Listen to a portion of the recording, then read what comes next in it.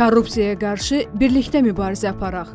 Korrupsiya, vəzifəli şəxslərin özünün və ya təmsil etdikləri qurumun statusundan, vəzifə səlahiyyətlərindən istifadə etməklə qanunsuz olaraq maddi və digər nemətlər, imtiyazlar, yaxud güzəştlər əldə etməsi, həmçinin fiziki və hüquqi şəxslərin bu maddi və digər nemətləri, imtiyaz və ya güzəştləri qanunsuz olaraq vəzifəli şəxslərə təklif, vəd etməsi, yaxud verməsi, bununla da onları ələ alması deməkdir. Korrupsiya halları ilə bağlı vergi orqanlarına müxtəlif yollarla məlumat vermək olar. Dövlət Vergi Xidmətinin rəsmi internet səhifəsindəki müraciət bölməsinin onlayn müraciət alt bölməsində vergi orqanı əməkdaşlarının fəaliyyətində korrupsiya ilə əlaqədar hüquq pozmalar və digər neqativ hallar barədə məlumatın onlayn verilməsi elektron xidməti vasitəsilə, vergi ödəyicilərinin internet vergi idarəsindəki elektron kabinetləri vasitəsilə, Dövlət Vergi Xidmətinin poçt ünvanına və ya Dövlət Vergi Xidmətinin Daxili Təhlükəsizlik Baş İdarəsinə üzərində məxfi